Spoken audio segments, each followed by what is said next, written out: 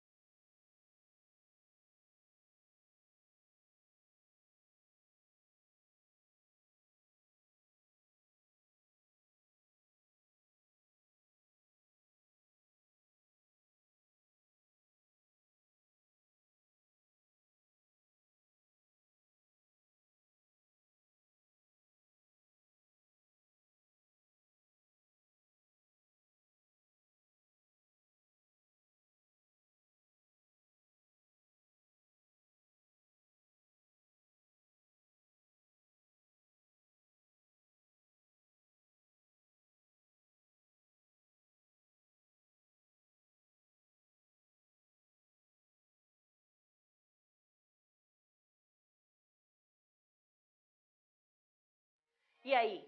Respondeu? Eu acho que você acertou. Vamos ver a resposta? São exemplos de textos narrativos. O conto, o relato e a fábula. A charge, a notícia e a reportagem, não. Receita, tutorial, manual, piada, carta ao leitor e debate. Então, a letra A é a letra que está correta. Você acertou? Estava difícil? Ai, meu Deus. Mãos à obra. Vamos conhecer o texto do nosso colega? Professora, é o meu? É o meu texto, professora, que você colocou aí? Ai, meu coração, vai disparar. Olha, textos lindos, maravilhosos, como eu já falei para vocês. E eu optei por pegar o primeiro texto que eu recebi. Eu estava gravando uma das aulas lá e já na sequência olhei e tinha chegado o primeiro texto e eu então pensei, deve vir aí mais uns 2 ou 3 só, vou trabalhar com eles. Felizmente, não vai dar, porque muitos textos chegaram. O professor, então, pegou o primeiro texto recebido. E de quem é o texto? Quem escreveu o texto com o título O Ano da Mudança. Vamos a ele? Eu tenho certeza que você que me mandou esse texto já identificou que é o seu. Não é, Leonardo? Isso aí, Leonardo, é o seu texto que está aí. Meu nome é Pedro.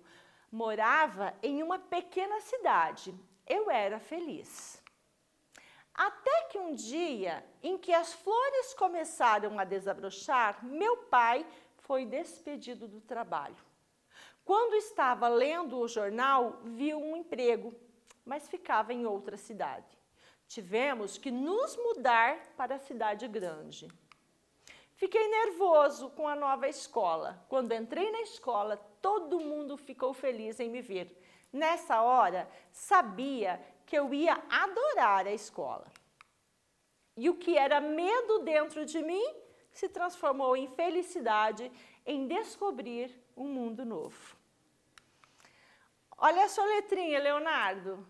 Olha aqui seu texto. Está arrepiado? Então, pessoal, a professora viu tudo isso. Está aqui o textinho do Leonardo. Leonardo disse, professora, pode divulgar meu nome, não tem problema nenhum. Então, está aí, Leonardo, seu texto, né, dentro do original dele. E agora, parabéns e muito obrigada, Leonardo, por você ter mandado o seu texto. Primeira pessoa que mandou. E eu quero fazer um parênteses para todos os alunos que me enviaram o texto. Eu não recordo o nome da pessoa que falou isso, o autor dessa frase, mas eu recordo quem foi a pessoa que falou. Foi uma professora, há muitos anos ela disse o seguinte, quando você quer um trabalho que seja feito, dê para alguém com bastante compromisso, que tem bastante trabalho para fazer. Porque se você der o trabalho para uma pessoa desocupada, ela não vai fazer, ela não tem tempo de fazer. Tempo tem aquela pessoa que trabalha bastante. Não é um paradoxo isso? Não parece estranho? Mas a pessoa que tem bastante atividade é porque ela busca trabalho para fazer. Muito bem. Pontos fortes do seu texto, Leonardo. Pontos fortes do texto do nosso colega. Vamos ver o que é que o nosso colega fez que ficou legal no texto dele? Nós conseguimos compreender a história. Você compreendeu a história? Você viu o que aconteceu? Tem uma boa apresentação. Olha aqui. Olha como ficou. Olha aqui. Olha a margem, como é que o Leonardo trabalhou. Olha o parágrafo que o Leonardo deixou aqui. Perfeito. Olha como é que o Leonardo alinhou aqui na margem direita. Isso é apresentação. Que mais, professora, que é uma boa apresentação? Olha a letra do Leonardo. Legível. Nós conseguimos ler. Ai, professora, minha letra é muito feia, né? Vamos dizer assim, não, gente. Letra, não tem letra feia e não tem letra bonita. A letra tem que ser legível. Se eu escrevo e a outra pessoa, seja lá quem for, não consegue ler, o texto não teve função alguma. Percebe? Dando sequência, Mas não tem erro ortográfico. O texto do Leonardo não tem um erro ortográfico. Professora, eu não entendo direito o que é erro ortográfico. Simples. Se o Leonardo escrevesse casa com Z, por exemplo, é um erro ortográfico. Vou voltar lá no texto do Leonardo um pouquinho. Vamos imaginar que aqui na palavra felicidade, o Leonardo tivesse escrito com S. Isso era um erro ortográfico.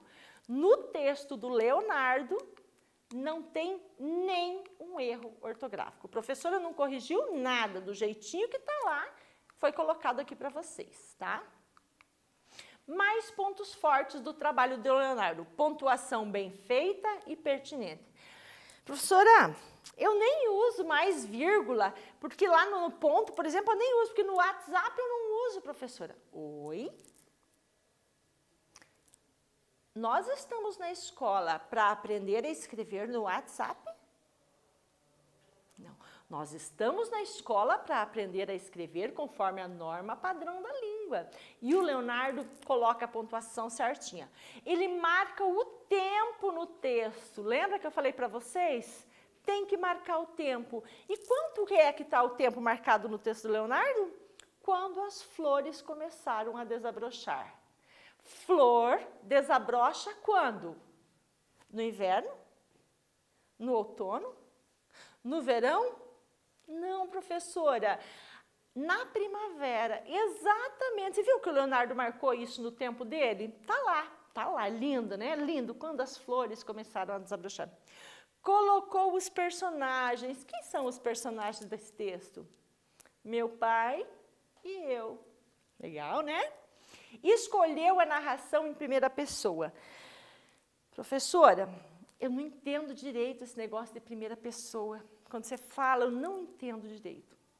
Pessoal, nós temos 2 tipos de narração só. Narração em primeira pessoa ou narração em terceira pessoa. Em primeira pessoa é quando eu participo da história. Eu, narrador, participo da história. Eu conto a história e participo dela. Isso pode ser o eu ou pode ser o nós. Nós viajamos naquele dia. Narração em primeira pessoa. Terceira pessoa, quando eu sei de uma história e vou contar. Por exemplo, meu vizinho comprou um cachorrinho. Veja, não, aqui é o meu, né? Ele. O vizinho, se eu colocar o meu, já é a primeira pessoa. O vizinho da casa ao lado comprou um cachorro. Narração em terceira pessoa. Você sabe da história e está contando, certo? Ele escolheu a narração em primeira pessoa. Pontos fortes. A linguagem figurada. Olha que lindo. Lembra que eu falei para vocês das figuras de linguagem? Você viu? Para que serve, professora? Para colocar no meu texto. Não é para fazer prova de língua portuguesa. É para colocar no meu texto. Olha que coisa linda. O medo se transformou em felicidade. Figura de linguagem. A aplicação correta do pronome pessoal do caso oblíquo. Tivemos que nos mudar. Ai, professora, eu não entendo direito o que é o pronome pessoal do caso oblíquo. Nem vai dar nessa aula para explicar para vocês, né? Mas para cada pronome pessoal do caso reto, eu, tu, ele, nós, vós, elas, tem um ou mais pronomes pessoal do caso oblíquo. Por exemplo, o eu. Para o eu é o me, o mi e o comigo. Para o tu, te, ti, contigo. Não estou entendendo, professora. Simples. Não podemos dizer eu se penteei. Eu se penteei. Não. Como é que nós vamos dizer? Eu me penteei, professora. Viu que o pronome me, que é oblíquo, está acompanhando o eu. Complicado, eu sei. Não se preocupe. Tem título no texto, dele. Olha que legal, ele colocou um título no texto. Isso é um ponto forte. Pontuação correta quando há um adjunto adverbial de tempo. Nessa hora, lembra que ele coloca lá? Nessa hora ele coloca a vírgulazinha. E marca o início do conflito com uma chamada de atenção.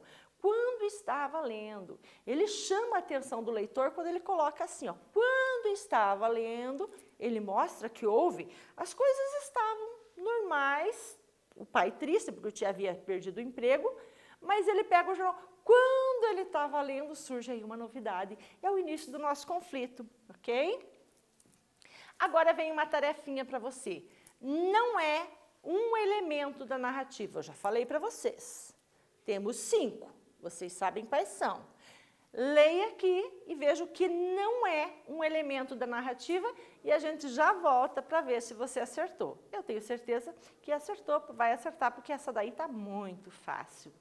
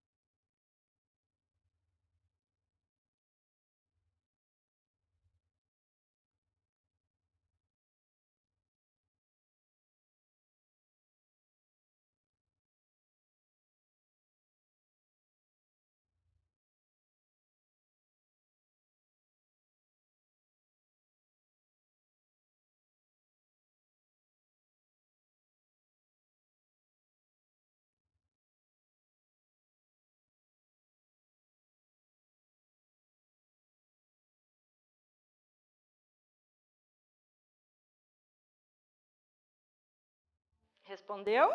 Estava fácil, você sabe. Os elementos da narrativa são personagem, enredo, narrador, tempo e espaço. O que é que está de diferente disso aqui? Só o humor. Então, é isso aí. Pontos a serem melhorados no texto do Leonardo agora. Agora nós vamos ver o que tem de problema no texto dele. Apresentação do personagem narrador. Sabemos o nome, que morava em uma pequena cidade e era feliz. Leonardo, a gente podia explicar isso melhor para o nosso leitor. O que é uma pequena cidade para você, autor do texto? Para mim, que morava lá no interior do Paraná, pequena cidade pode ser aquilo. Para quem mora lá em, sei lá, fora do país, no velho mundo lá, que tem 1000 anos de história, Curitiba pode ser uma pequena cidade.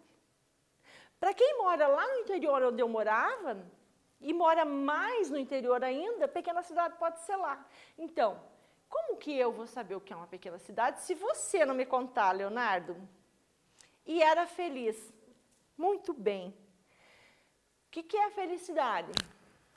Para mim, felicidade, para mim, professora Glaucia falando, é ter saúde, é ter um trabalho, é ter as minhas filhas, é ter amigos, é ter os meus pais vivos. Isso é felicidade.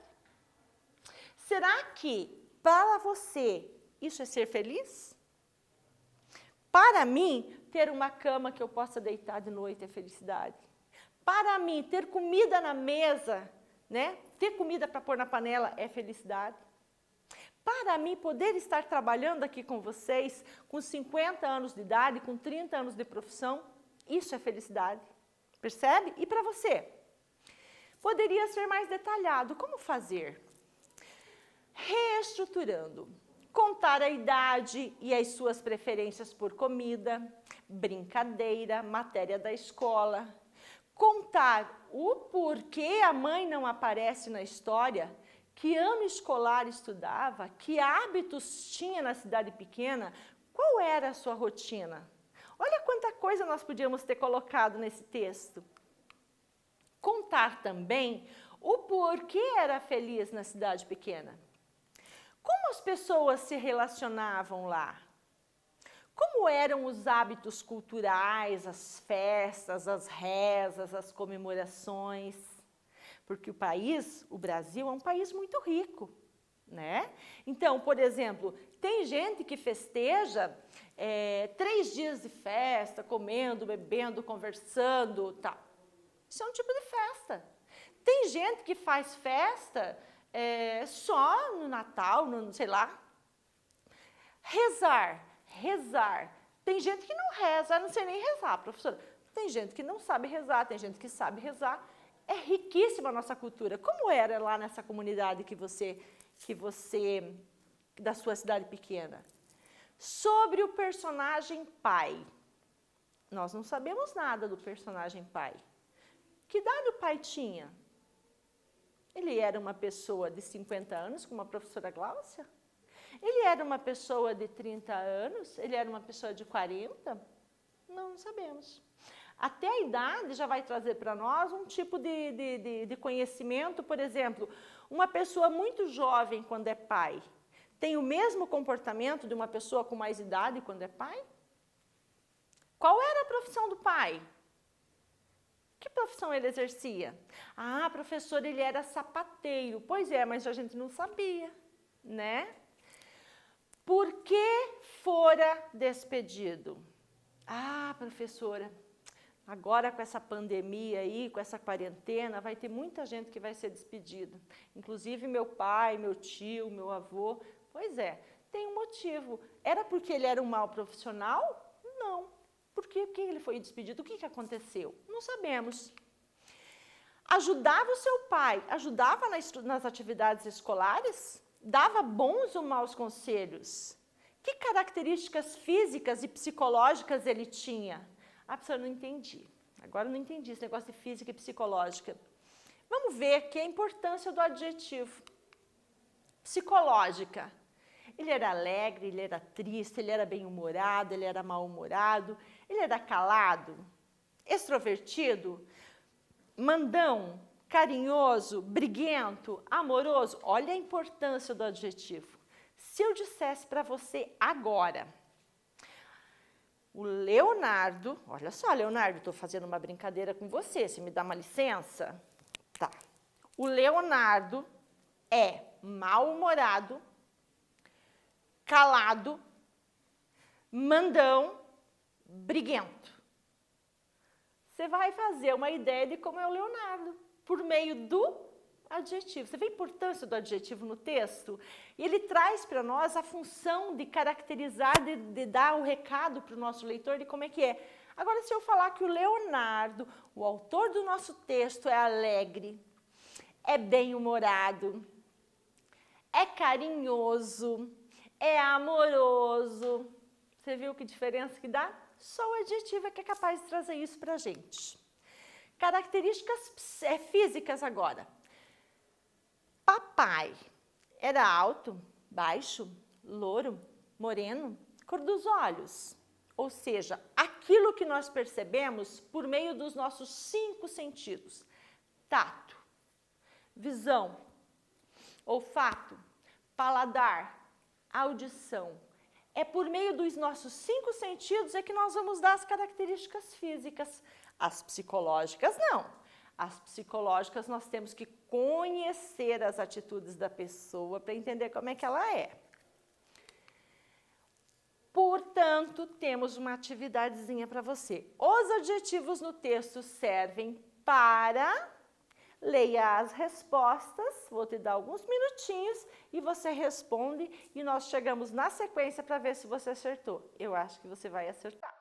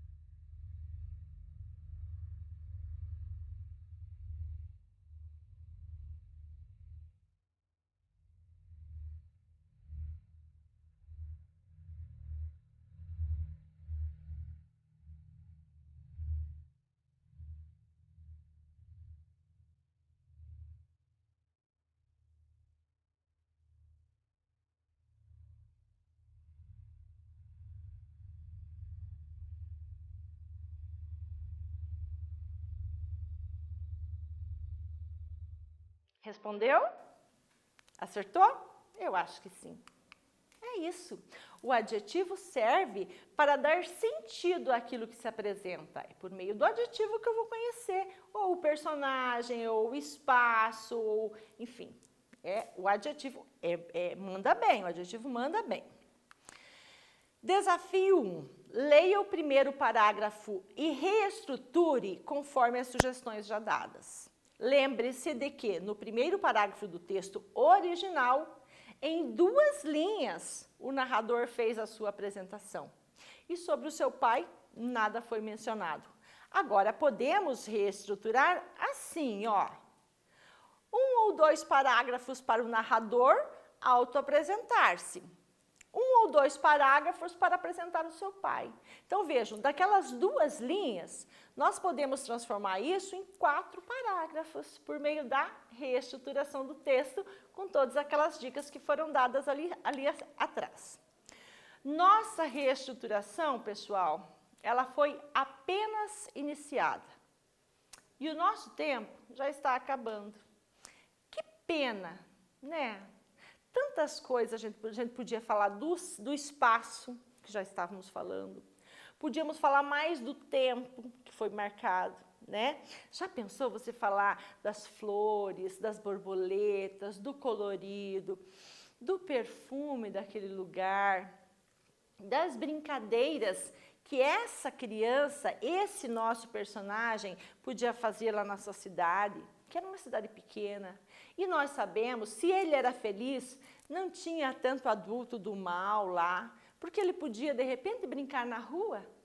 De repente, ele podia, né, passear com seu cachorro por ali. Tinha cachorro nessa história? Olha quantas coisas nós podemos colocar aí no nosso texto, nesse texto. E no seu também. A professora não vai reestruturar os outros 300 e poucos, porque nós não temos tempo, né, gente? Mas faça isso no seu. Dá uma olhada se você marcou direitinho o tempo. Enfeita esse texto. Se você marcou direitinho o espaço, como é esse espaço que as coisas aconteceram? Quais são as características psicológicas, físicas dos seus personagens? Quando que você vai marcar o início do conflito? Quando começou um problema, que foi a mudança, né? Volta para o seu texto e dá uma olhadinha lá. Ó, mas agora você já sabe como começar uma reestruturação. Em outros momentos falaremos mais sobre outros aspectos da reestruturação do texto. Vamos falar sobre concordância nominal. E, professor, esse nome é esquisito. Não, lembra que nós falamos? O adjetivo vai mandar em tudo. Se eu tenho uma cadeira, eu vou dizer a cadeira foi quebrada. Mas se eu tenho 2 cadeiras, as cadeiras foram quebradas, isso é concordância. É muito simples, né? Ah, professora, coesão textual. Lembra que no texto do Leonardo, ele coloca a palavra escola 3 vezes? Podíamos trocar. Escola, que mais? Instituição de ensino, que mais? Estabelecimento. Mas para isso, eu tenho que ter o quê? Vocabulário. Como é que eu vou conseguir isso? Lendo e prestando atenção no seu professor, sempre. E lembrando, como fizemos na aula passada, que ser um escritor, um bom escritor ou uma boa escritora, é estar atento a tudo que os professores ensinam. Eu vou contar para vocês rapidinho uma historinha. Meu pai e minha mãe, eles são vivos, né? Até hoje, isso é um presente imenso para nós. E quando eles forem, agora esse ano, eles farão 60 anos de casados. Há 10 anos, eles fizeram 50. E aí nós fizemos a festa e tal. E o que foi dado de lembrancinha da festa? Meu pai escreveu a história da vida deles de casado, desde pequenininho até o casamento. E a minha mãe escreveu a história. A mesma história contada por vieses diferentes, por autores diferentes. Foi lindo e foi incrível. O meu pai, técnico. A minha mãe, poética. Você percebeu que os meus pais, eles viraram escritores depois de velhinhos. Mas você não precisa ficar lá velhinho para fazer seu livro. Você já pensou que nós temos pouquíssimos escritores que são crianças? Você pode ser um, você pode ser uma. Ser um bom escritor ou uma boa escritora é estar atento a tudo que os professores ensinam. Lembrando, seu professor, a sua professora te dão as mãos para te levar ao conhecimento. Ouça, perceba, escute seu professor. Ele, sua professora, são grandes amigos, não esqueça disso. Terminamos a nossa aula. Tchau, pessoal. Um beijo em todos vocês. Até a próxima aula. Até mais.